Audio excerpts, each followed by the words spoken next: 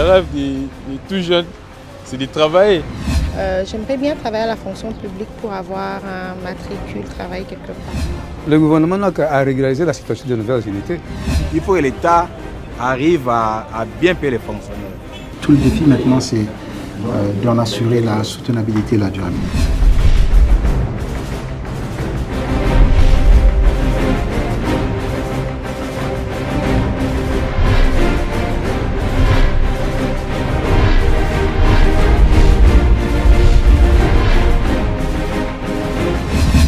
La réforme en avant, une émission du ministère de la fonction publique organisée en partenariat avec la Banque mondiale via son projet PRAP.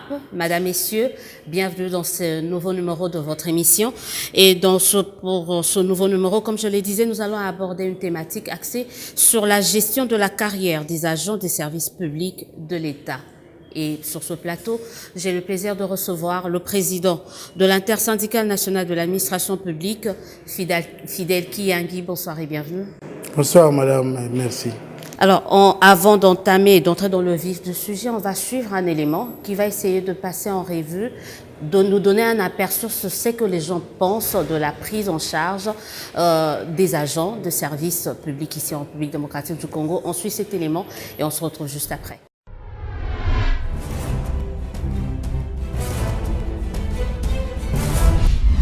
On a constaté que la vieillesse est entrée dans l'administration. Il faudra mettre un peu de l'ordre parce que bientôt là, nous avons des jeunes gens qui viennent de terminer, qui chôment, qui n'ont pas du travail.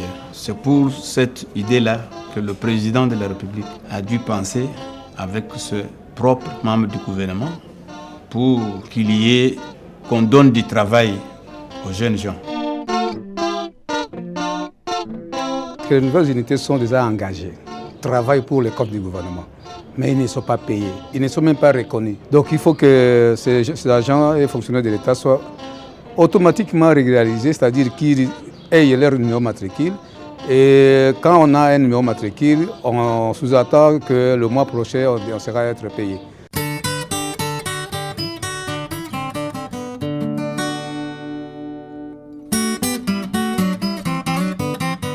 Les problèmes des agents de l'État dans la carrière, c'est dès qu'il est recruté, il doit avoir la rémunération, il doit avoir des promotions durant sa carrière, il doit travailler dans un environnement sain. Vous savez qu'il y a des agents qui travaillent dans des vieux bâtiments qui n'ont même pas de table, qui n'ont pas de chaises. Vous allez trouver une chaise pour 5 agents. Il faut que les bâtiments soient équipés. Et ajouter à cela, la paye n'est pas régulière. Vous savez, maintenant là, au moment où vous m'interrogez, dans le Sidou Bangui, il y a 2 mois de retard de salaire, au moment où les autres sont déjà payés. Donc ce n'est pas normal. Donc tout ça, ça entre dans la gestion de carrière de l'agent public de l'État. Le cadre d'abord de l'administration ne sont pas logés. C'est ce qu'on fait ailleurs. Nous avons nos femmes, nous avons nos enfants qui ne sont pas être supportés par les gouvernements congolais. Mais ailleurs, ça se fait. Cette fois-ci, nous préférerions que l'État puisse réfléchir un peu, connaître tous les droits y afférents à un fonctionnaire congolais.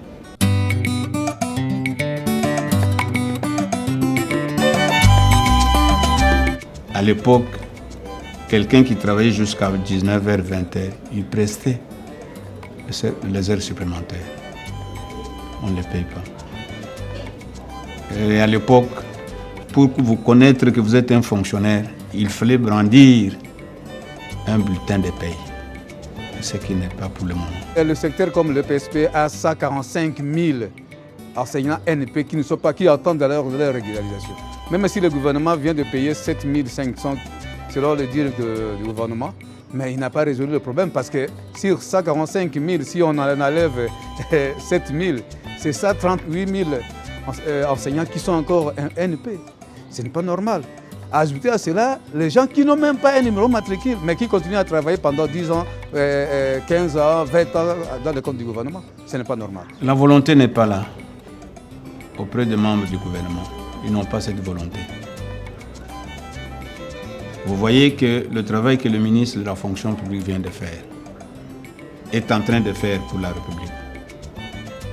Si demain ou après-demain, il ne serait pas ministre de la fonction publique, ceux qui viendront mettront tout ça en doute.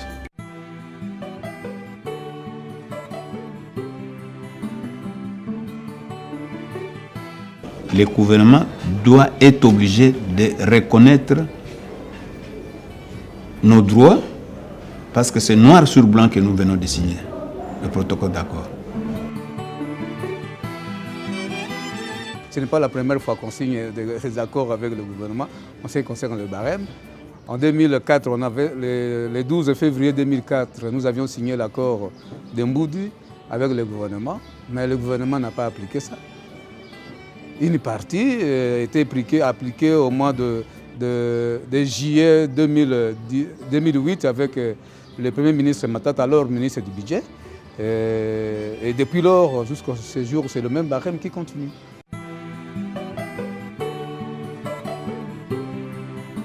Ce barème qui sera en application l'année prochaine fait partie des cahiers de charges des agents, plutôt des syndicats de l'administration publique. Ça figurait dans le cahier de charges un barème de 100 que les syndicats ont revendiqué. Il y a eu même une commission paritaire qui a siégé là-dessus, mais le gouvernement, de commun accord, disons, a convaincu les banques syndicales pour un début. Nous disons, les $100, c'est un début d'amélioration des conditions salariales de l'agent public, l'agent de l'État. Comment est-ce qu'on peut croire à un gouvernement qui ne sait même pas respecter pour 20 000 à donner à chaque fonctionnaire? Et c'est le Premier ministre lui-même qui avait dit. Aujourd'hui, vous allez dire que le Premier ministre, oui, quand on a signé l'accord, lui aussi avait été là. Le ministre d'État de la fonction publique et le président de l'INAP ont signé l'accord devant le Premier ministre. Mais ça ne sera pas appliqué, je vous dis ce qui est vrai. Le 20 000, le gouvernement est incapable de payer ça. Il va payer $100.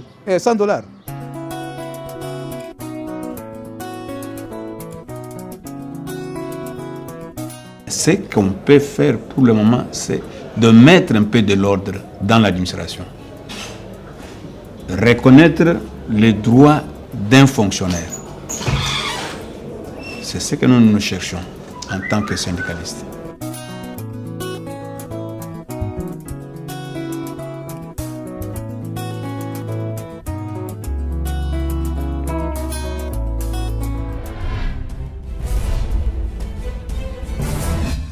Voilà, Fidèle Keyangue, on vient de suivre là la réaction de quelques fonctionnaires, voire de certains syndicalistes. Votre perception de la gestion de cet agent de carrière de service public, c'est la même que comme celle vient de dire certains de ces fonctionnaires, de ces syndicalistes. Vous avez la même perception de la chose? Madame la journaliste, moi je vais commencer par vous remercier pour avoir pensé à organiser cette émission. Ce que viennent de dire, si je dois réagir tout de suite, bien qu'ils ont parlé d'une manière disparate, mais en fait, c'est ça qui caractérise la vie du fonctionnaire.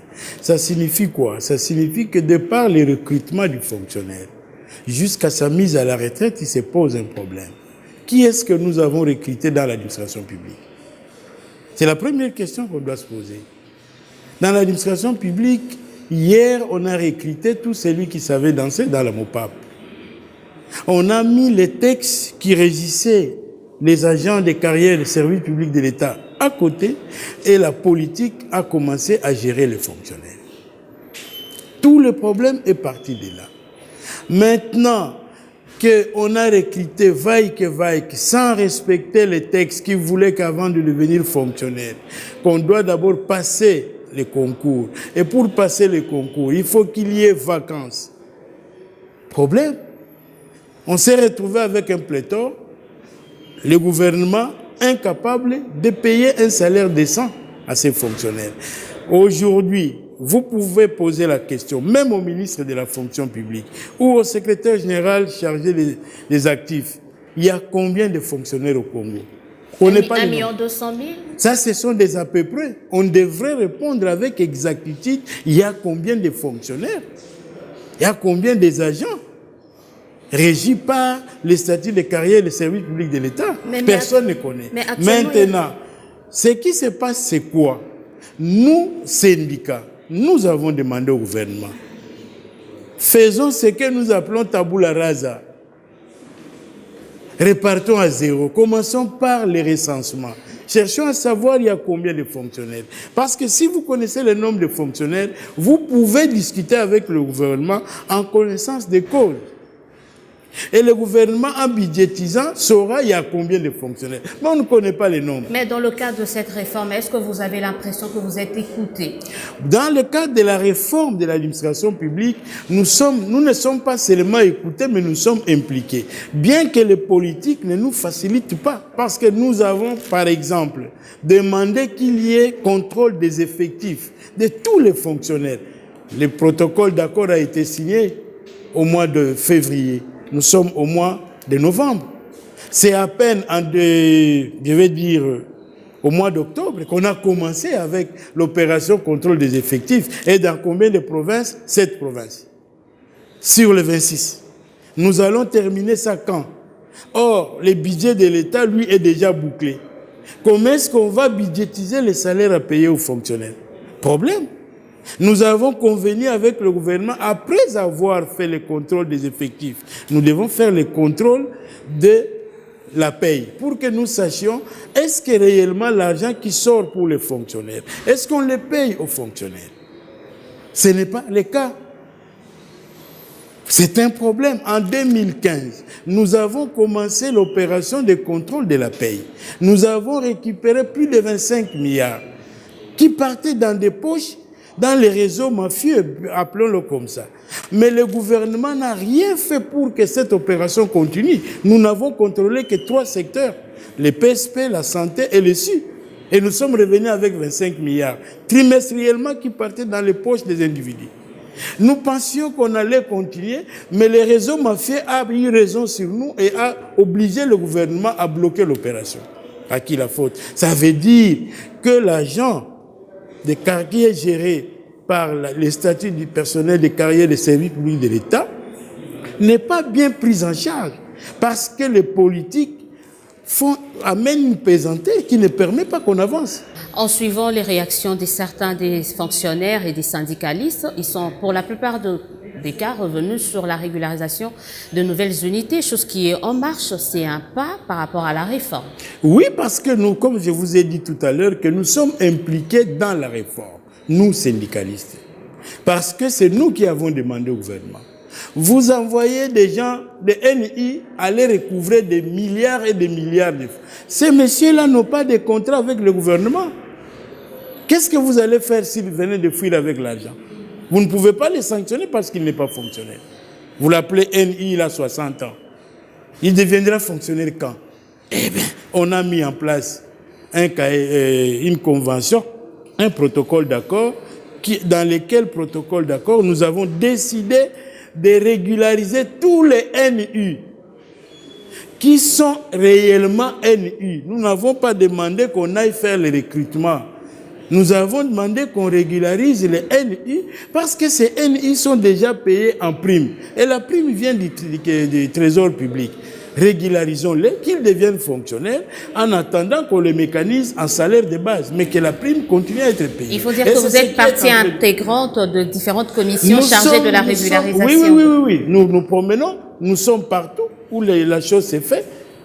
Bien qu'il y a quelque part, il y a certains ratés, on ne peut pas ne pas les reconnaître ici, mais le travail est en train d'être fait. Le plus grand problème de la réforme reste le salaire. De ce côté-là, est-ce que vous sentez qu'il y a des avancées? Les salaires, je vais parler du salaire. Lorsque le gouvernement a décidé de mettre de l'ordre dans la représentation des syndicats, dans notre partenariat, jusqu'à hier, le gouvernement a ajouté depuis 2013 jusqu'à aujourd'hui, puisque nous avons trouvé l'huissier avec 65 000 francs congolais. Aujourd'hui, l'huissier est à 105 000 francs congolais.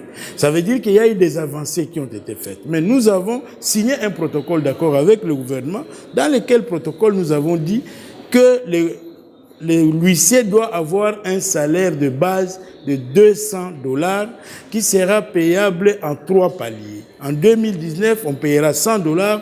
En 2020, on ajoutera 50. Et en 2021, $50, ce qui équivaudrait à $200 en 2021. Nous attendons. Le premier palier est applicable en 2019. Le gouvernement nous a garanti qu'on va payer les $100 à l'huissier. Vous avez jusque-là que la signature du gouvernement et la parole. Quels sont les autres garde-fous que vous avez mis pour essayer de contraindre justement ce gouvernement à mettre... Non, le gouvernement, nous n'avons... Regardez, ce que nous devons faire, c'est quoi? D'abord, signer l'accord. L'accord a été signé. C'est tout. Mboudi maintenant, nous avons signé, quelqu'un l'a dit. Non, je ne voudrais pas parler de Mboudi, parce que Mboudi est entouré de beaucoup de choses. Mboudi était signé par un individu du gouvernement qui est parti avec les syndicalistes, il a signé. Ça n'a pas reçu la volonté de tous les gouvernements. Mais ici, le barème que nous avons signé a été discuté au niveau du gouvernement, d'abord au niveau des 3 ministres, budget, finances et fonction publique. On a amené la question au niveau du Conseil des ministres, présidé par le chef de l'État. Le Conseil des ministres a adopté les barèmes et c'est comme ça que nous l'avons signé et il a été rendu public. Ça veut dire que nous n'avons plus rien à demander. Nous attendons l'application du budget 2019. L'huissier doit avoir $100. Faute de donner $100 à l'huissier en 2019, lorsqu'on va appliquer le budget, eh bien, à ce moment-là, nous, en tant que syndicalistes, nous serons obligés de nous remettre à la base pour que la base nous donne la ligne à suivre. C'est tout. Nous n'avons pas de pression à faire maintenant, sinon ça va paraître comme une mauvaise foi. La gestion de la carrière des agents de service public va de pair avec la titularisation, l'avancement en grade. Parlez-nous un peu de ces différentes étapes. Non, c'est-à-dire que là, je dois vous dire que le gouvernement a failli. Les textes n'ont pas été respectés.